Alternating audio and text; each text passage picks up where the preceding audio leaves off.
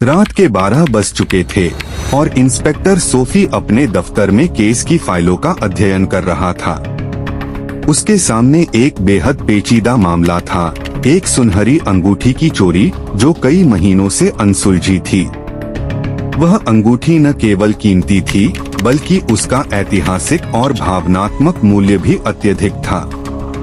यह अंगूठी एक पुराने राजसी परिवार से जुड़ी थी और इसे परिवार की तकदीर कहा जाता था। ऐसा माना जाता था कि जिसके पास यह अंगूठी होती है उसकी किस्मत हमेशा साथ देती है और वह व्यक्ति हर मुश्किल से बच निकलता है। जब यह अंगूठी चोरी हुई तो पूरे शहर में हलचल मच गई थी। लोग इसे सामान्य चोरी नहीं मानते थे बल्कि उन्हें लगा कि इसमें कोई गहरी साजिश छुपी है।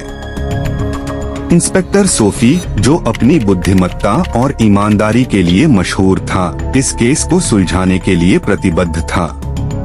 अचानक उसका फोन बजा। दूसरी तरफ कांस्टेबल शकील था। शकील ने सोफी को सूचित किया कि उसे एक महत्वपूर्ण सुराग मिला है और उसे तुरंत पुरानी हवेली में आने के लिए कहा। पुरानी हवेली वह जगह थी जहां से अंगूठी चोरी हुई थी।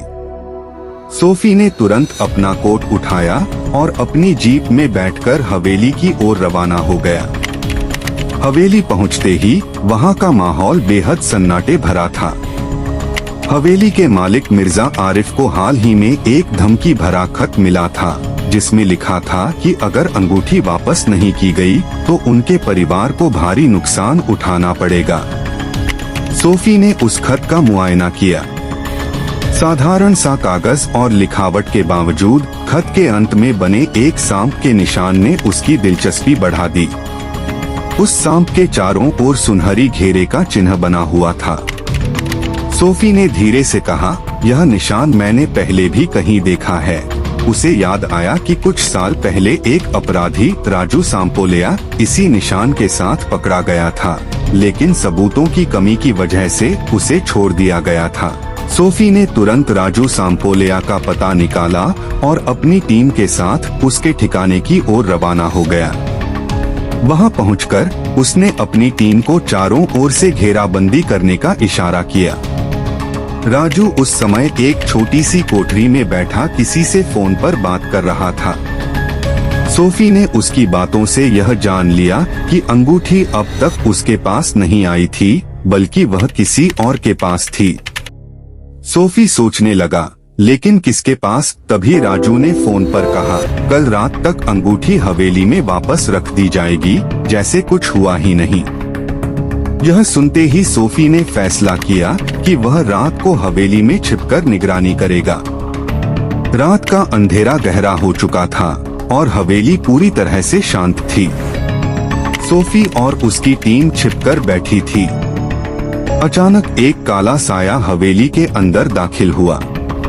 वह शख्स धीमे कदमों से अंदर बढ़ रहा था और चुपचाप उस जगह की ओर जा रहा था जहां अंगूठी को वापस रखा जाना था। जैसे ही वह व्यक्ति अंगूठी के पास पहुंचा, सोफी ने तेजी से आगे बढ़कर उसे पकड़ लिया। यह व्यक्ति और कोई नहीं बल्कि मिर्जा आरिफ का भतीजा वकार था। वकार ने इस चोरी की योजना बनाई थी ताकि वह अपने चाचा की संपत्ति पर कब्जा कर सके। उसने कबूल किया कि उसने राजू सांपोलिया को इस काम के लिए इस्तेमाल किया ताकि लोगों को लगे कि यह किसी बड़े गिरोह की साजिश है। इंस्पेक्टर सोफी की सूझबूझ और तत्परता ने इस केस को सफलतापूर्वक सुलझा दिया। अंगूठी वापस मिर्जा आरिफ को सौंप दी गई और वकार को गिरफ्तार कर लिया गया।